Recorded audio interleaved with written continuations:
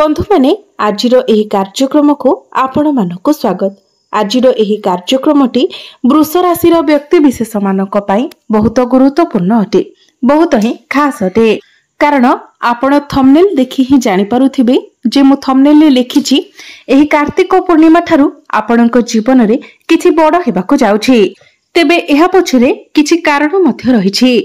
आपणक जीवन रे जे परिवर्तन हेबाको जाउछि ताहा केवल आपणकर भौतिक जीवन को प्रभाव पकाइब नाही, बरं एहा आपणकर मानसिक, व्यक्तिगत एवं आध्यात्मिक जीवन को मध्य प्रभावित करिब। जहा फलरे एही कार्तिक पूर्णिमाटी आपणक पई बहुत शुभ प्रभावकारी एवं परिवर्तनकारी प्रमाणित हेबो। तेणु जदि आपण मध्य वृष राशिर व्यक्ति अटंती तो आजिर एही भिडियोटी आपणक पई बहुत गुरुत्वपूर्ण अटे। सेथिपाई आपण माने भिडियोटी को स्किप न करी शेष पर्यंत निश्चय देखंतु। एवं जदि आपण ईश्वर को भक्ति करूथांती तब श्रद्धा एवं भक्तिर सहित कमेंट बॉक्स रे जय श्री जगन्नाथ जय मां लक्ष्मी निश्चय लिखंतु। तो बंधु माने आसंतु आरंभ करिबा आजिरो एही कार्यक्रम को जहा आपणकर जन्म राशि तथा चंद्र राशि उपरे आधारित अटे। बंधु माने पूर्वरु आपणकर बहुत अधिक धनजनित समस्या देखा देउथिला। अनेक समय आपणकर स्वास्थ्य मध्य खराब रहुथिला।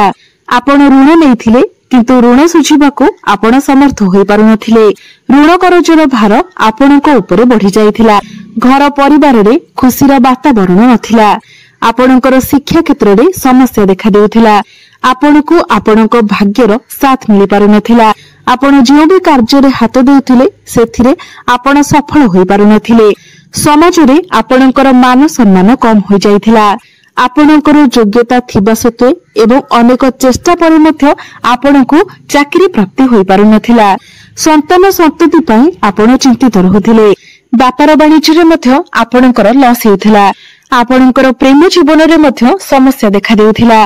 तेबे एभली जहा भी किछि समस्या आपणक जीवन रे चालुथिला ताहा एबे दूर हेबाको जाउछि। कारण गुरु आपणकर तृतीय भावरे उच्चस्थ होई सारिछन्ति। गुरुंकर दृष्टि आपणकर भाग्य भाव उपरे रहुछि। तो वर्तमान आपण लक्ष्य करिवे जे आपणक भाग्य रे एक बहुत बड़ परिवर्तन हेबो।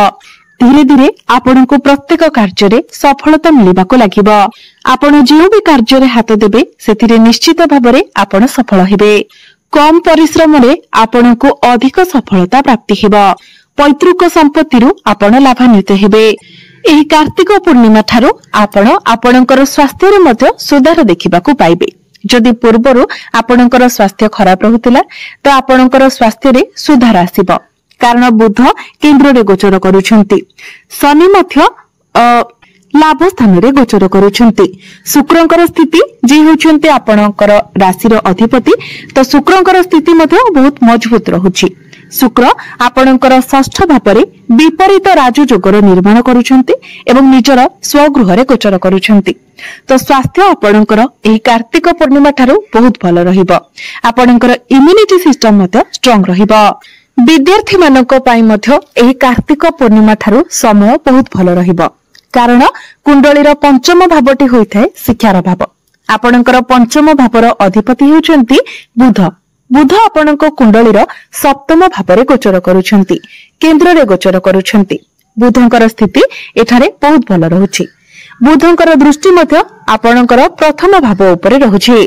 बृहस्पतिंकर दृष्टि बुधंक उपरे रहुछि। तो एहा आपणकर पाठ पढ़ा पई बहुत ही शुभ प्रभाव पकाइबो।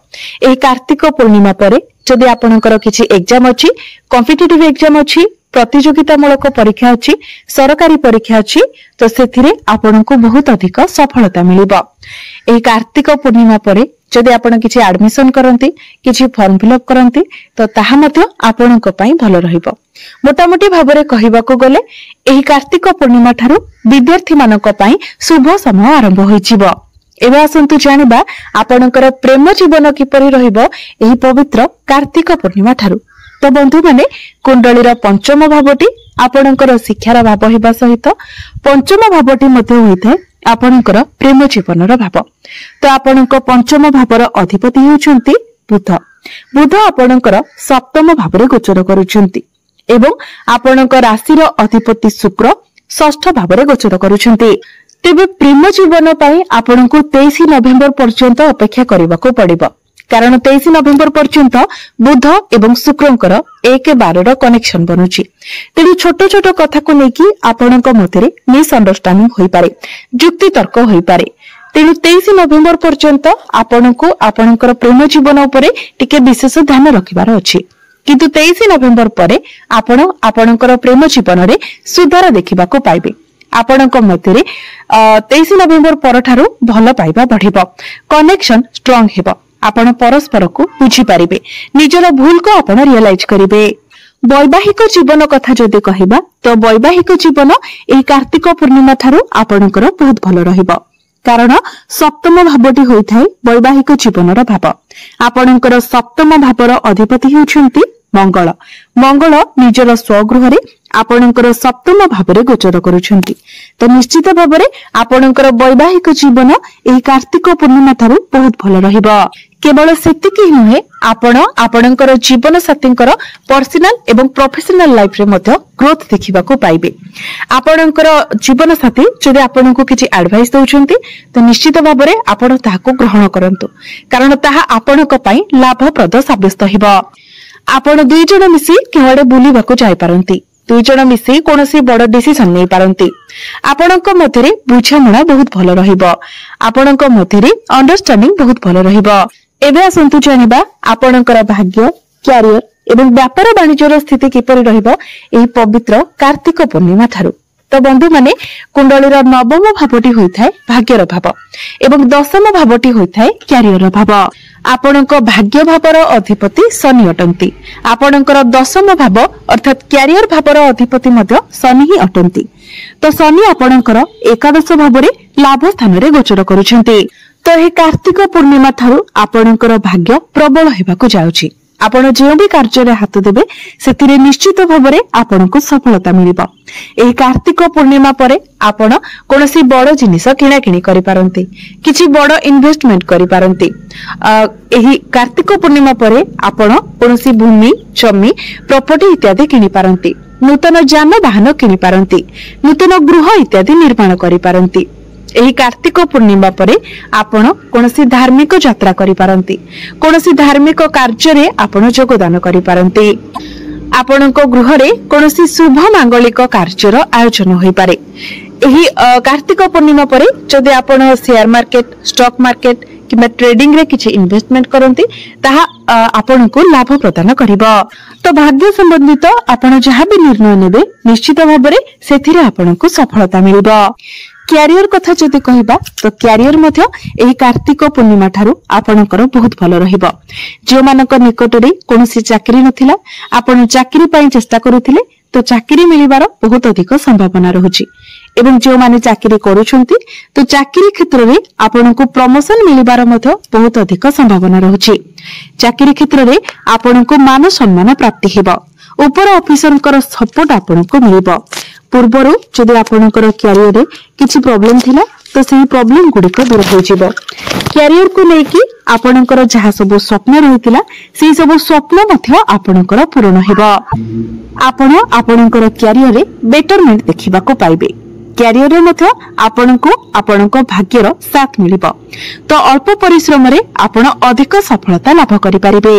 एहा व्यतीत आपणकर दशम भावरे राहु गोचर करूछन्ति, तेणु आपण हार्ड वर्क ठारू अधिक स्मार्ट वर्क करबा को पसंद करिवे। आपण स्मार्ट वर्क करिकि अधिक सफलता लाभ करि पारिबे। राहु आपणकर दशम भावरे निजर मित्र राशि रे गोचर करूछन्ति, तेणु राहु एठारे आपणको शुभ फल प्रदान करिवे। आपण आपणक मतिरे स्मार्टनेस बढ़िबो। बिजनेस कथा कहिबा तो बिजनेस एही कार्तिक पूर्णिमा ठारू आपणकर बहुत भल रहिबो। आपण आपणकर बिजनेस रे बहुत भल ग्रोथ देखिबा को पाइबे। आपणकर फाइनेंशियल ग्रोथ हेबो, डेली इनकम बढ़िबो। आपण आपणकर बिजनेस को आगो को बढ़ाई पारंती। बिजनेस को नै नुआ नुआ आइडिया आपणकर मन को आसीबो। तो आमे जदि देखिबा तो अनेक क्षेत्र रे एही कार्तिक पूर्णिमा ठारू आपणको सफलता मिलिबा को जाउछि। आपणकर स्वास्थ्य रे हेउ, शिक्षा क्षेत्र रे हेउ, आपणकर वैवाहिक जीवन रे हेउ, भाग्य को नै हेउ, क्यारियर को नै कि हेउ, प्रत्येक क्षेत्र रे आपणको बहुत अधिक सफलता मिलिबा को जाउछि। केवल ଆପଣଙ୍କୁ ଆପଣଙ୍କର ପ୍ରେମ ଜୀବନ ଉପରେ ଟିକେ ବିଶେଷ ଧ୍ୟାନ ରଖିବାର ଅଛି ଏବଂ ସେଥିପାଇଁ ଆପଣଙ୍କୁ କିଛି ପ୍ରତିକାରର ଆବଶ୍ୟକତା ଅଛି। ତ ପ୍ରତିକାର ସ୍ୱରୂପ ଆପଣ ପ୍ରତ୍ୟେକ ଦିନ ଶୁକ୍ରଙ୍କର ବୀଜ ମନ୍ତ୍ର 108 ଥର ଜପ କରନ୍ତୁ। ପ୍ରତ୍ୟେକ ଦିନ ଆପଣ 108 ଥର ଗାୟତ୍ରୀ ମନ୍ତ୍ରର ଜପ କରନ୍ତୁ।